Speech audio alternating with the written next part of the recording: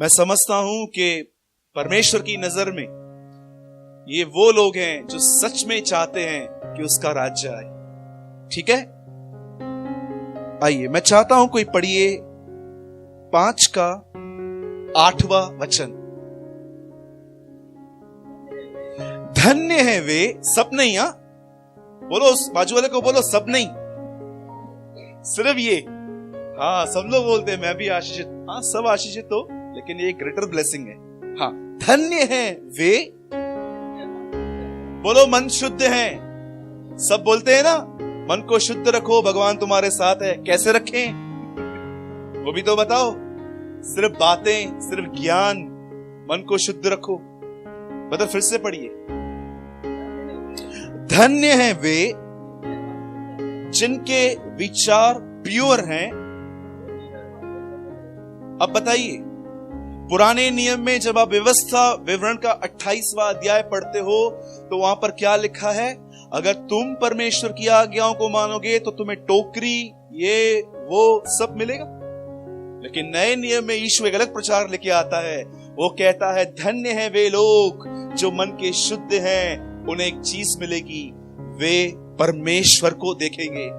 My message translation Bible says, धन्य है वे जो मन के शुद्ध हैं, वे हर जगह परमेश्वर को देखेंगे। इन एवरी प्लेस, वो हर जगह पे खुदा को देख पाएंगे, लोगों की डांट में, लोगों के प्रेम में। मैं चाहता हूं अब सब आप इस मैसेज पर ध्यान दीजिए जो आज मैं आपको दे रहा हूं। आप जानते हैं, जब यीशु इस पृथ्वी पर आया, एक संदेश जो उसने अधिक से अधिक प्रचार किया, वो प्रचार था मेरे पीछे हो लो।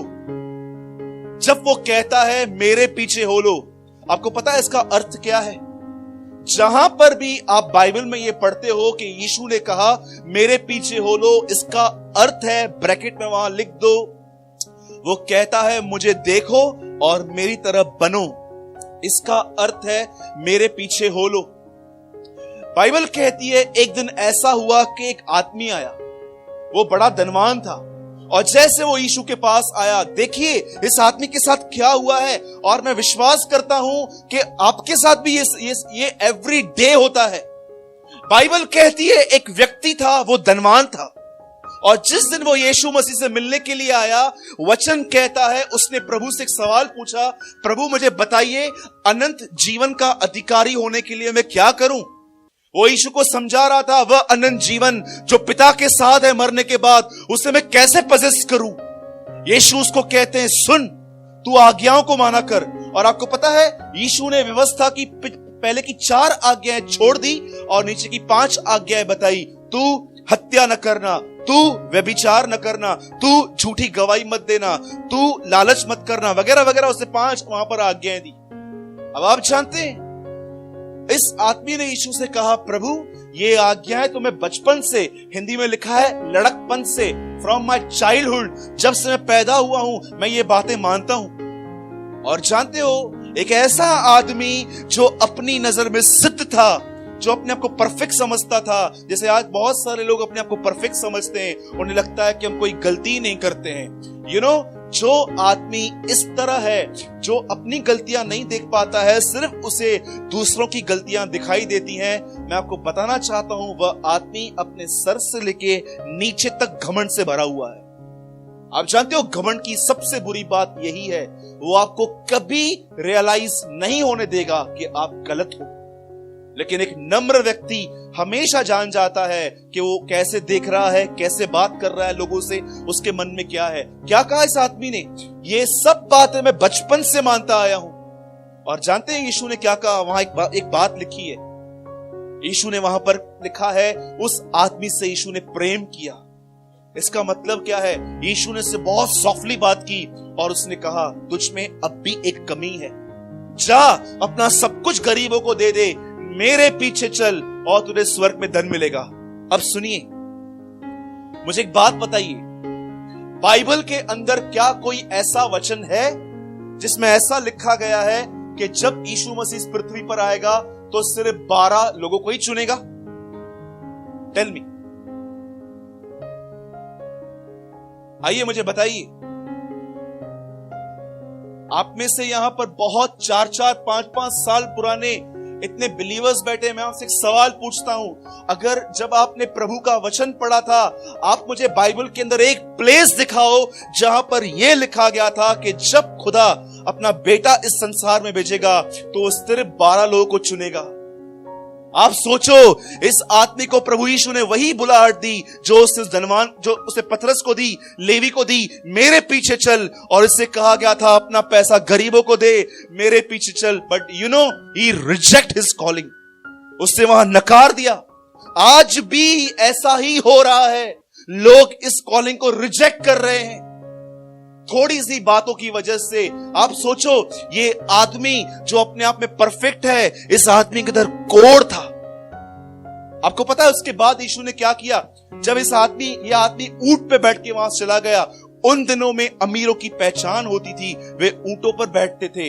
बाइबल कहती है अय्यूब के 6000 ऊंट थे। ये ऊंट पे चल के बैठ गया और यीशु कहता है, इस आदमी को देख रहे हो? इस ऊंट का सुई के नाके में से होना बहुत इजी है, लेकिन ऐसे व्यक्ति जो धनवान है, वे परमेश्वर के राज्य में कभी प्रवेश नहीं कर सकते हैं। जब यीशु कहता है मेरा पीछा करो, इसका अर्थ क्या है? मैं आज उसके जीवन की एक बात आपके सामने रख रहा हूं और आप देखो, क्या आप उसकी इस बात का पीछा करते हो? आप अपने आप को चेक करो। आज क्या जो आज मैं कह रहा हूं, जैसे उसने एक आदमी से कहा मेरे पीछे हो ले, उसके पीछे हो लेने की एक बात को मैं आपके सामने आज रख रहा हूं। ये लास्ट का 5-10 मिनट में आपके सामने रख रहा हूं। आप जरा सोचिए, क्या आप इस बात का पीछा कर रहे हैं? यहां पर लिखा है, धन्य है वे जो मन के शुद्ध हैं, क्योंकि वे परमेश्वर को देखेंगे। अब आप मुझे बताइए, मन को शुद्ध रखने की जरूरत कब पड़ती है? मुझे बताइए। हाँ, मन का मतलब क्या है? मन का मतलब है आपके विचार। 4:23 नीति वचन के अंदर लिखा गया है कि सबसे अधिक अपने मन की रक्षा कर, क्योंकि जीवन का मूल स्रोत वही है। अब मैं आपसे एक बात पूछता हूं, क्या कोई इतनी लड़ाई करता होगा अपने आप से, अपने मन को शुद्ध रखने के लिए? क्योंकि उसे आशीष चाहिए। ये आशीष पैसा नहीं है, ये आशीष कोई बड़ा घर नहीं है, ये आशीष है परमेश्वर को हम देखेंगे। अब मैं आपके सामने एक चित्र रखता हूं और देखो किस समय उसने अपना मन शुद्ध रखा था। बहुत डिफिकल्ट है, मैं जानता हूं, लेकिन बाइबल कहती है परमेश्वर के अनुग्रह से सब कुछ हो सकता है। Everything is possible. आप जानते एक दिन क्या हुआ? बाइबल कहती है उन लोगों ने उसे गसमनी नाक में एक गार्डन में पकड़ा, उसे पकड़ा गया और उसके बाद बाइबल कहती है उसे पकड़ के बहुत सारे लोगों को रोम की सरकार जंजीरों से पकड़ती थी। आप पढ़ सकते हैं, कुछ लोगों को वो जेल में रखते थे, कुछ लोगों को क्रूस पे चढ़ाते थे। बरअब्बा उन दोनों में जेल में था, लेकिन यीशु को वो क्रूस पे चढ़ा रहे थे। उन्होंने उसे पकड़ा और जानते हो वहां पर क्या लिखा गया है? जब उन्होंने मेरी गाल मोछ पकड़ी, जब उन्होंने मेरी दाढ़ी खींची, तब मैंने उनको कुछ नहीं कहा। एक यीशु मसीह था जिसको सरकार ने दाढ़ी से पकड़ के वो उसको पिलातुस के एक प्रोटीन नामक एक कोट में लेके गए थे। वहां पर खड़े होके बाइबल कहती है उसे चाटा लगा पहले। और आपको पता है ये चाटा इतना खतरनाक था, आप पढ़ सकते हैं, वहां लिखा है यीशु गिर गया। आप सोचो, अगर आपको कोई चाटा मारता है और आप नीचे गिर जाते हो, आप मुझे बताइए उस समय की हालत क्या होगी? अरे नाइफ लेकर आएंगे घर से, हम नाइफ, एक चाकू लेके आएंगे उनको मारने के लिए अगर आपको कोई चाटा मारे। उसके बाद वो चुपचाप से वहां बैठा था, उसके मुंह पे थूका जा रहा था। अरे मैंने अपनी आंखों से देखा है, रास्तों पर जब लोग बाइक से थूकते हैं, पीछे आने वाले को एक सिंगल चींटी क्या लग जाती है, एक सिंगल गाड़ियां उतार के मारते हैं एक दूसरे को। मैंने 4 दिन पहले कैंप में, यहां पर 4 नंबर कैंप में एक झगड़ा देखा। एक आदमी ने अपने मुंह से थूका, उसकी थूक के थोड़ा सा हिस्सा एक आदमी जो पीछे आ रहा था उसको लगा। जो उस बंदे को उन्होंने मारा, इतना मारा, 4 लोग नहीं छुड़ा पा रहे थे।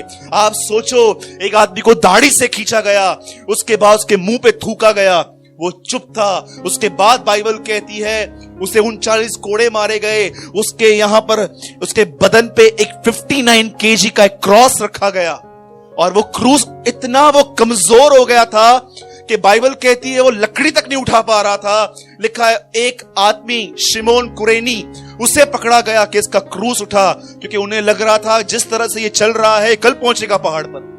और लोग, एक बाइबल कहती है एक आदमी उसका क्रूस उठा उठा के पीछे जा रहा था, और जब वो ऊपर गया उसके सर पे कांटों का ताज, उसके पैरों में कीले, हाथों में कीले।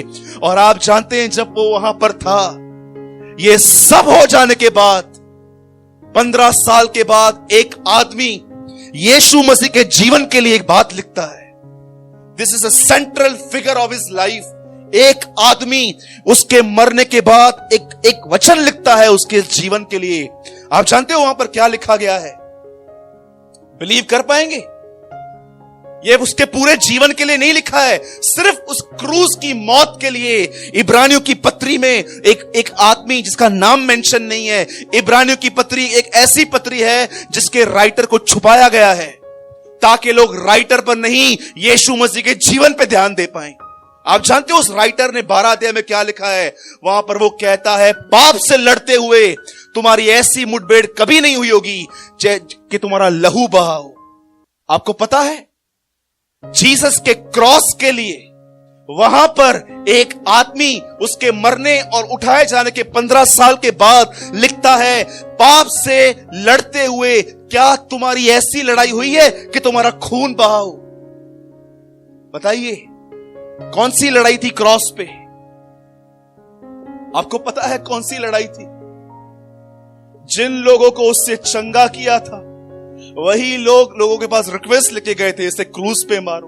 वो वहां पर टूट गया। जब वो लकड़ी पे था, लोग उसे मार रहे थे, उसके बदन में कीले थे, और लोग नीचे आके बोलते हैं, अरे तू मसीह है ना, नीचे उतरना, हमें बचा। वो वहां पर भी चुप था, और अंत में उसने देखा उसके स्वर्गीय पिता ने भी उसे त्याग दिया।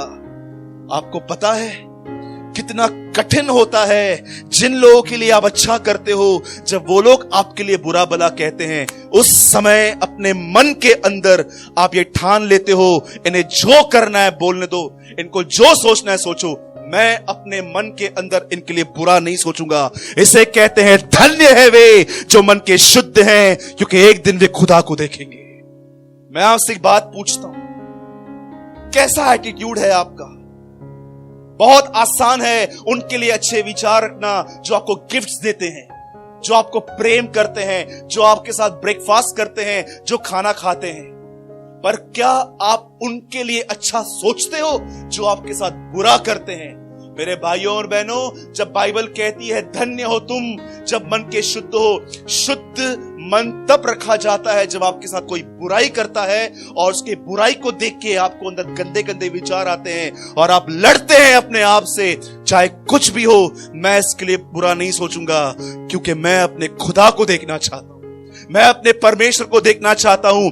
सोचो इब्रानियों की पत्री में क्या लिखा गया है, पाप से लड़ते हुए तुम्हारी ऐसी मुठभेड़ नहीं हुई है कि तुम्हारा खून बहा हो। सोचो एक व्यक्ति क्रॉस पे चढ़ा हुआ है, उसका बदन टूटा हुआ है। आपको पता है उसका बदन कैसा दिख रहा था वहां पर? बताऊं मैं आपको? जब वो मुर्दों में से जिंदा हुआ, मरियम उसे पहचान नहीं पा रही थी। क्यों? यीशु को देख के कहती है तू तो माली है, यू आर अ गार्डनर। क्यों वो यीशु को नहीं पहचान पा रही थी? क्योंकि एक वही स्त्री थी जिसने यीशु मसीह को क्रूस पे देखा था। उसके होंठ लटक रहे थे, उसके आंखों का मांस बाहर था, उसका ये पूरा हिस्सा, किडनी, लंग्स अंदर से दिख रहे थे उसके। वो जानती थी और वो पहचान नहीं पा रही थी। जब यीशु मसीह क्रूस पे थे, उनका पूरा बदन टूटा हुआ था और लोग चिल्ला रहे थे। वहां से जब लोग उससे चिल्ला रहे थे, गंदी तरह से बात कर रहे थे, और जब उसके मन के अंदर उन लोग के लिए बुरे विचार आते थे, वो नहीं ले रहा था। इसलिए बाइबल कहती है पाप से क्या तुम्हारी ऐसी लड़ाई हुई है कि तुम्हारा पूरा बदन जल गया हो? पर वो कहता है तुम्हें जो बोलना है बोलो, तुम्हें जो करना है करो, मैं तुम्हारे लिए बुरा नहीं सोचूंगा। ये लड़ाई थी उसकी। यहां पर मैं आपको सच कहता हूं, आपको पता है हम कैसा जीवन जी रहे हैं? आप एक दिन, सिर्फ एक दिन रात को सोने से 15 मिनट पहले शांत करके अपने पति, अपने बच्चों से अलग होकर आराम से अकेले बैठो और परमेश्वर से एक बात कहो, प्रभु क्या आज आप मेरी मिस्टेक्स बताओगे जो मैंने सारे दिन में की? परमेश्वर आपको कम से कम 10 लोगों के फोटो दिखाएगा। देख ये भाई, तू उसके लिए जाके वहां पर बोल के आया है, ये बहन इसके लिए तू ऐसे बात करता है, ये तीसरा आदमी जिसके लिए तू बहुत कुछ अपने मन के अंदर कड़वाहट रखता है, ये आदमी जिसने 3 साल पहले तुझे चीट किया था, तू उसके अंदर में इसको तू माफ नहीं करता है। और ये लोग प्रार्थना करते हैं, प्रभु हमें आपको देखना है। हाउ सैड ना? हाँ, जिसके भी घर जाओ आजकल वचन ही लगे रहते हैं, विश्वास करने वाले के लिए सब कुछ हो सकता है। वॉल्स पे लिखा रहे, जो चाहो मांगो तुम्हारे लिए हो जाएगा, लिखा रहे। क्या किसी घर के अंदर यह वचन लिखा हुआ देखा? यदि कोई मेरे पीछे चलना चाहता है तो अपना क्रूस उठाए, अपना इनकार करे और मेरे पीछे हो ले। कोई नहीं लगाता है ये वचन। क्यों? क्योंकि हम मसीह लोग हैं, हमेशा सॉफ्ट चीज को चुनते हैं, हार्ड चीजों को नहीं। इसीलिए आज हमारे बीच में वो लोग गायब हैं जो ये कह पाए कि हम खुदा को जानते हैं। क्यों? क्योंकि हम सब एक दूसरे की गलतियों को निकालने में बिजी हैं। हम सिर्फ एक दूसरे की गलतियों में से नुक्स निकालने के लिए, कैसे इसका नाम, कभी आपने कुत्ते को देखा है जिसको थोड़ा कभी उसकी चमड़ी फट जाती है? मैंने अपने लाइफ में से बहुत सारे डॉग्स को देखा है जिनको जख्म जब लगता है ना, उनका पूरा चमड़ी जल जल के ऐसा हो जाता है, एक दिन म्युनिसिपल उनको लेके चली जाती है। यू नो पौलुस क्या कहता है तीमुथियुस से? वाद विवाद करने वालों से दूर रहे, क्योंकि ऐसों का वचन सड़े घाव के समान फैलता है, सड़े घाव के समान। ये लोग ऐसे हैं, बाइबल कहती है, ये अपने शब्दों से दूसरों की जिंदगियां बर्बाद कर देते हैं। एग्जाम्पल दूं मैं आपको? देखिए भाई दिनेश यहां बैठे, अगर मुझे इनकी कोई गलती पता चल गई, मैं आपसे एक सिंपल सवाल पूछता हूं। अब मैं मयूर के पास जा रहा हूं, मयूर तुझे पता है दिनेश कैसा है? और मयूर के अंदर दिनेश की इमेज बहुत अच्छी है। जानते हो मैं क्या कर रहा हूं? मैं मयूर के अंदर दिनेश की हत्या कर रहा हूं। नेक्स्ट डे जब ये बंदा इससे मिलेगा, खत्म हो गया इनके बीच में संबंध, भाई भाई का नाता खत्म हो गया। इसलिए बाइबल कहती है वे, आपको पता है, मैं चाहता हूं आप सब यहां देखिए एक सेकंड के लिए, क्या आप में से कोई मुझे बता सकता है जीवन का वृक्ष अदन की वाटिका में कहां लगा था?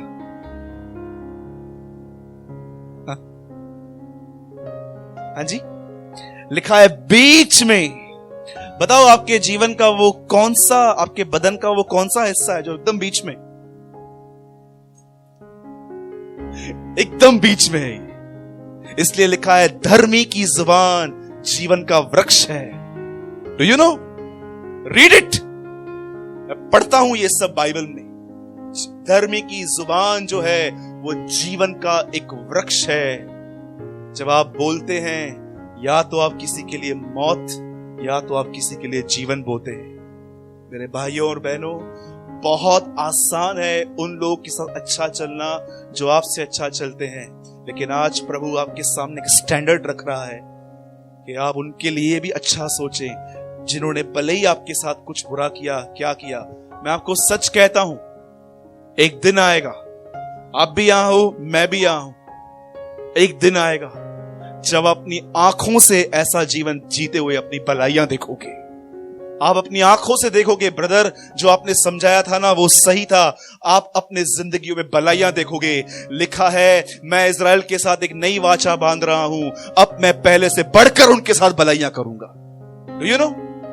नई वाचा में ये भलाइयां हैं। आप अपनी आंखों से देखोगे कि परमेश्वर आपके लिए आगे आगे चलेगा, आपके रास्तों को सीधा करेगा। क्यों? क्योंकि आपने उसका जुआ उठाया है, अब वो आपका जुआ उठाएगा। डू यू नो यीशु ने क्या कहा? मेरा जुआ उठाओ। जो मैंने आज आपके सामने रखा वो यीशु मसीह का जुआ है, वो किसी मनुष्य का जुआ नहीं है।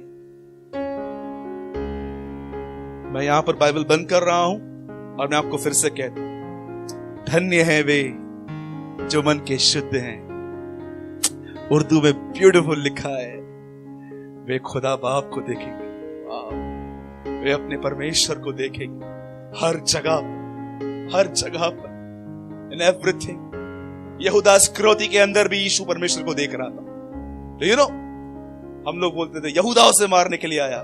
यीशु मसीह कह रहा था नहीं, वो जस्ट एक मैसेंजर है ये दिखाने के लिए कि पिता की इच्छा को पूरा करने का समय आ चुका है, क्रूस पे चला जा।